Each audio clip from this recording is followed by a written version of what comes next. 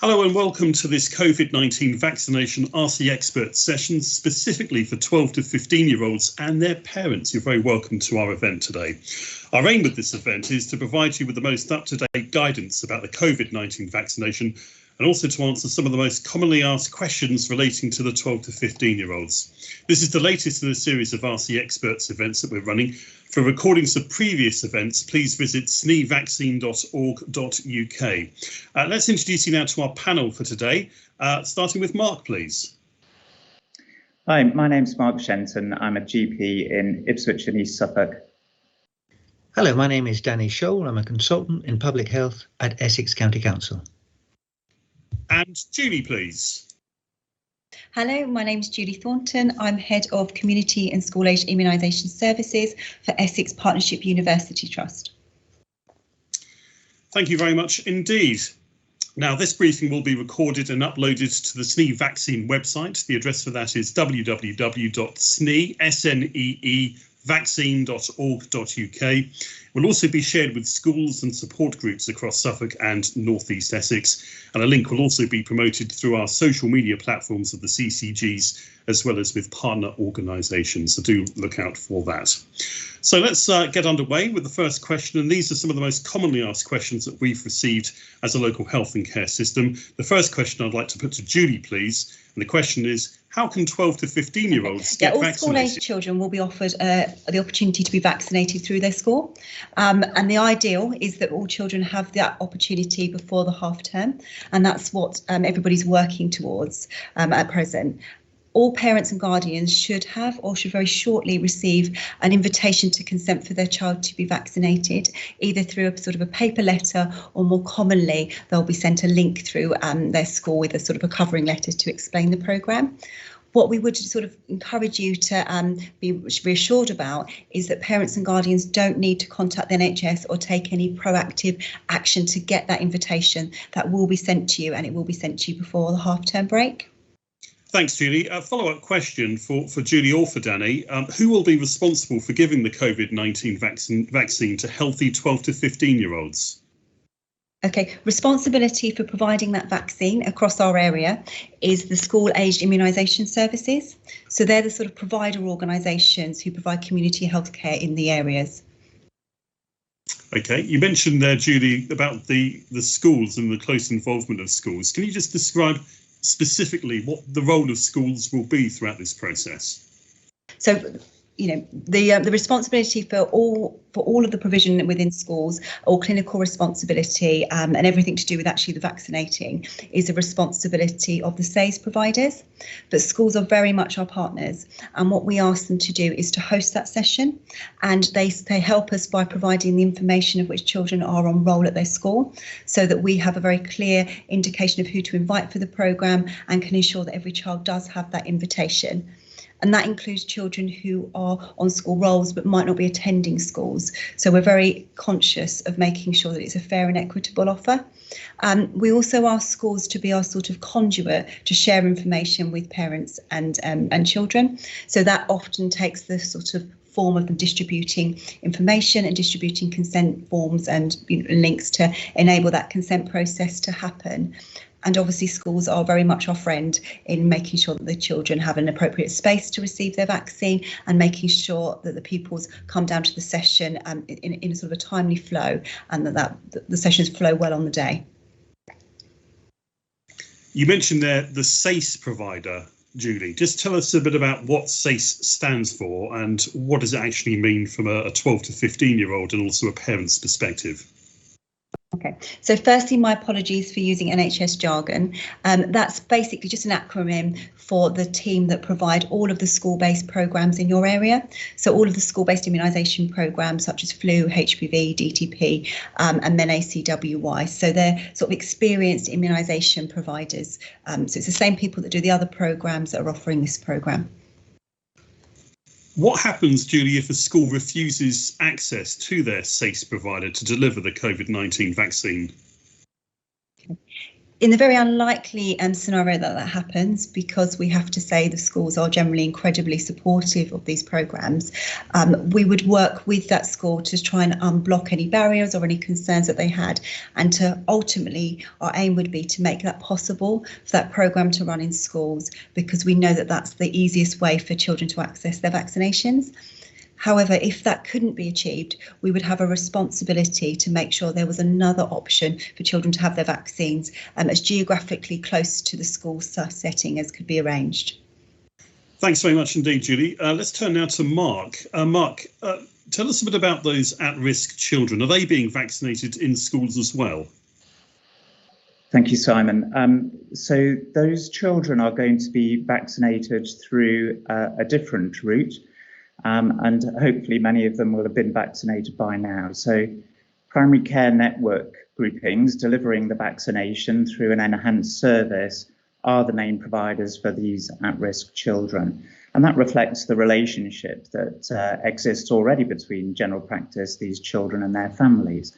So GPs and the hospital hubs were asked to prioritise this group so that all 12 to 15-year-olds in this eligible group were offered an opportunity to book an appointment by the 23rd of August and a first vaccination, therefore, before the start of school and time to allow their immunity to develop. Thanks, Mark. Question now for Danny. What is the recommendation for those 12 to 15-year-olds who are at greater risk of COVID-19? So those children who are at greater risk of COVID-19 need to be offered the vaccine, whereas at the current moment the general school programme is one immunisation. Those children who are themselves vulnerable will be offered two vaccinations 8 weeks apart in order to make sure that they have the very best protection against the virus, because they're at unusually high risk for a child. Most children are not at high risk, but obviously those with pre-existing medical conditions are, so they need to have that extra dose of the vaccination. Thanks, Danny. Let's go back to Mark. Why is there a difference between what Jcvi recommended and what the Chief Medical Officer and the government decided to implement? Thank you, Simon. So the Joint Committee on Vaccination and Immunisation, their original remit was to assess vaccinating healthy children aged 12 to 15 years on health grounds alone. And the group, the committee, came back and said, children were at such low risk, the healthy children were at such low risk from the virus that the vaccination would only offer a marginal benefit. However, health is more than just absence of disease, and the Chief Medical Officer considered the broader social issues, such as the potential disruption to education and other social interactions that our children benefit from being in school. And so he said that needed to be taken into account when judging it in the round. And this approach then was what came to the decision that government would offer this vaccination to children aged 12 to 15, those healthy children aged 12 to 15. Thanks, Mark. So that's a response in relation to some of the policy decision making that's been taking place over the summer months in relation to this. I just want to go back to the attending the appointment now for 12 to 15-year-olds. And Julie, a question for you. Can a parent or guardian attend an appointment with their 12 to 15-year-old child? The simple answer to that is yes. If that's what the child needs to feel comfortable having their vaccine, then their parent and guardian can attend. In schools, obviously, that's a little bit more complicated to work out. So what we would ask is if you feel your child really needs that you would contact the service, and we will liaise with the school to find a convenient time for you to come, which would generally probably be at the beginning of the day. If your child does, however, attend one of our pop-up sessions or one of our community provisions or even a mass vac session, they would absolutely be able to bring your parent or your guardian along as sort of a part of the course of normal action as well. So the answer is yes, and then we would just sort that situation out specifically for your child if it's a school-based session. Thanks, Julie. And I guess a follow-up question to that, what should 12 to 15-year-old children do if they are indeed anxious about getting vaccinated or perhaps have a phobia of needles? That's a really common question. And obviously lots of children are anxious, and some of them do have a sort of an anxiety that extends into sort of needle phobia. What I would encourage you by is that the nurses who'll be vaccinating you, who'll be seeing you, are really experienced with dealing with that. And it's really common for everyone to feel a little bit nervous. So what my advice would be to share that with the nurse that you see, and they'll be kind, they'll be reassuring, and they've got different strategies to help you feel comfortable. If somebody has a sort of a more specific needle phobia where that environment's very difficult for them, then what we will do is we will make a provision for you to come with your parent to a clinic setting where we can support you in a slightly more targeted and specialised way. Thanks, Julie. Let's turn now to the common side effects in relation to having the COVID-19 vaccination. Mark, can you just describe what those common side effects actually are that 12 to 15-year-olds can expect after receiving the jab, please? Thanks, Simon. And as you say, all medicines, including vaccinations, can cause side effects. But in the main, they're mild, they're short-lived, and you don't necessarily get them. They can happen, but they don't necessarily happen. So with this particular vaccine, the side effects that we see are most common in second doses rather than the first, but very common side effects include an aching, heavy feeling, tenderness in the arm where the injection has taken place. You can feel quite tired in a couple of days after the vaccination. You may get a bit of headache or general aches or almost sort of mild flu-like, cold-like symptoms.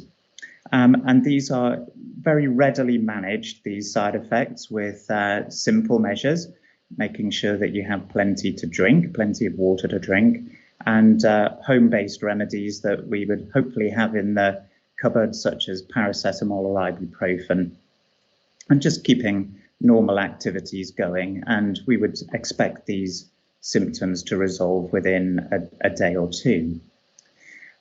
Following administration of the Pfizer vaccine to protect against COVID-19 and the huge amount of work that's gone into the surveillance of this, including with younger children, there have been some rarer reports of side effects, usually a few days, mainly after the second dose rather than a first dose.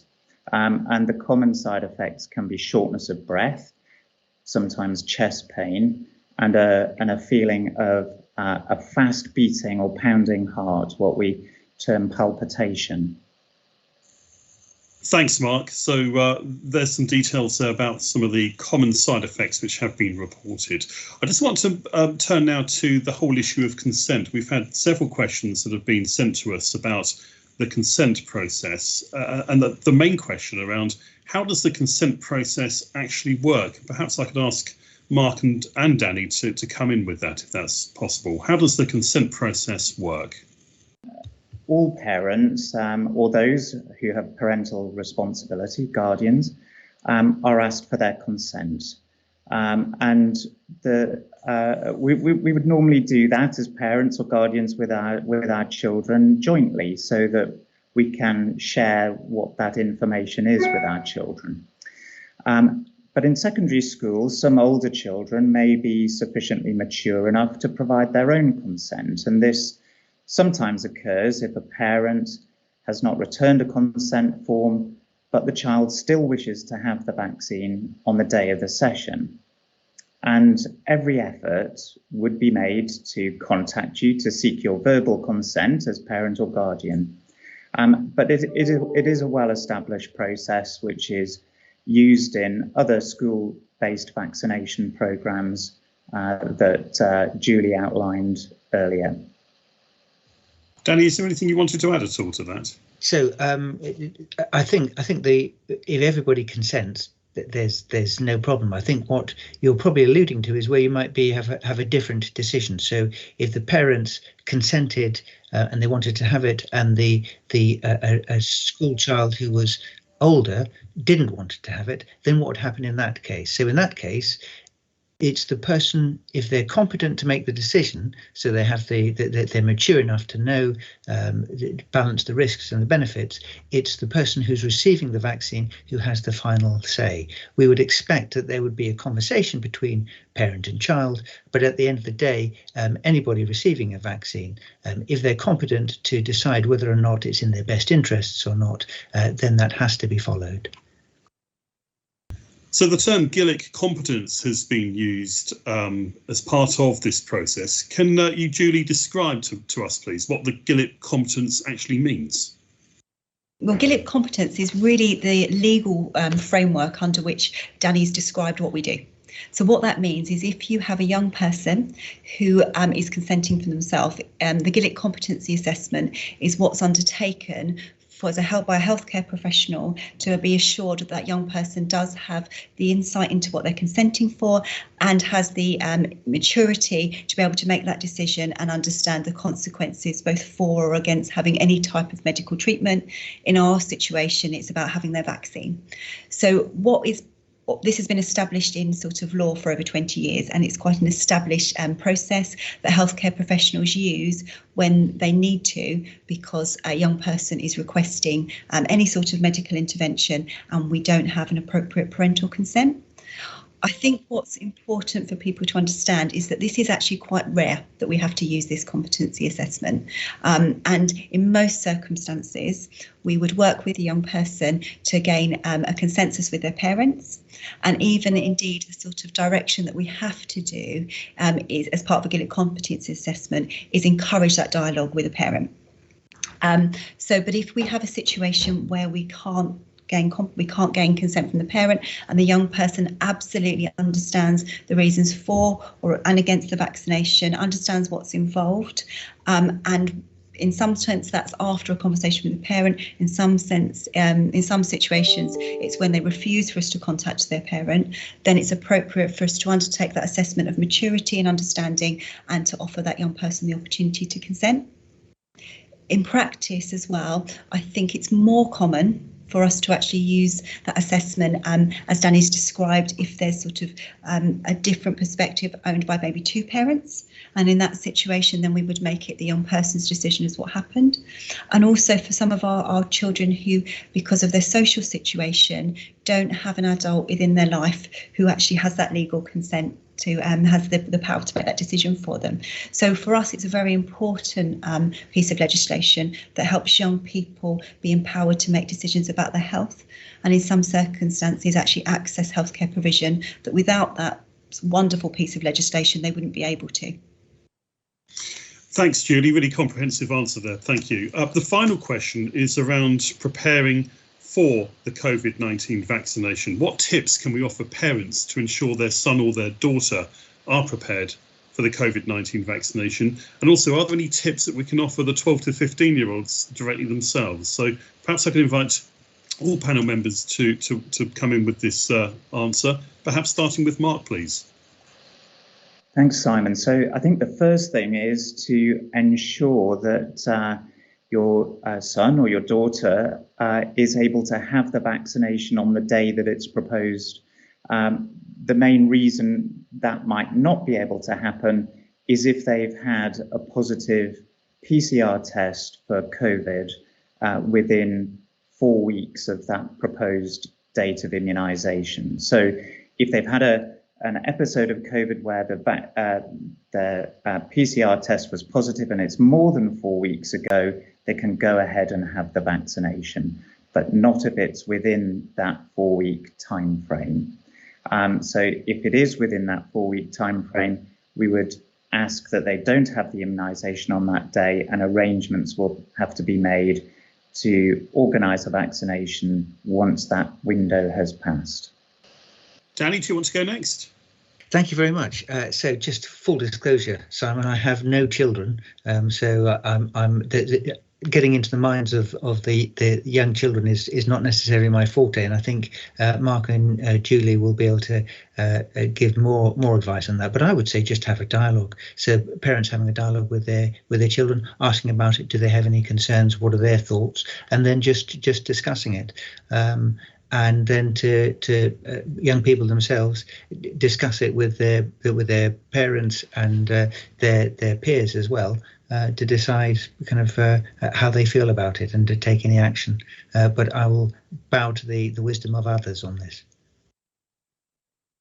Just to echo the comments of my colleagues, parents having a dialogue with their children is really important. And children are hearing lots of things about COVID vaccine, and hearing, one of the most important things for us is that the child's expecting to receive that. So we would say absolutely have a dialogue with them, answer their questions, make sure they feel comfortable, and also encourage them to ask any questions they want to on the day of vaccination.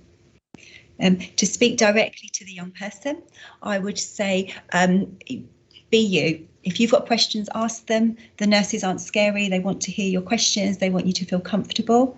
The best thing you can do is to try and be as relaxed as possible when you have your vaccine, because I think our most common question is it going to hurt? And I promise you, if you can relax your arm and feel comfortable, the answer is unlikely to be yes. Quite often you'll go, oh gosh, have you done it? That sort of thing. So what we would say is be confident in the staff that are giving you vaccine. They really want to hear your questions. They want to make sure you're okay. They want you to be fully comfortable with this. So ask away. If you can have some breakfast before you come, that would be really good, because sometimes people feel a bit faint if they haven't had their breakfast. If you can wear a short sleeve shirt, that was fantastic as well, because it saves us having to dress you up in capes and things like that to preserve your modesty. And yeah, my trick is always to try and relax your arm and make it a bit like a floppy doll, really. And then generally it's a piece of cake and a walk in the park. Okay. And parents, don't forget to have the paracetamol and the ibuprofen in the cupboard for any symptoms afterwards. And hopefully, if you remember all of those things, the experience will be a very positive one all round. Thank you. Thanks, Mark. Well, there you go. You've heard it all now from our panel. I hope you found that useful. Do let us know if you have any questions. There's much more information on our website, on our vaccination website, www.sneevaccine, that is SNEE vaccine.org.uk. That site is updated on a daily basis. Thanks once again to our panel, to Mark, to Danny, and also to Julie, as well as to Sarah and Jared on the controls as well. And thank you for watching. Goodbye.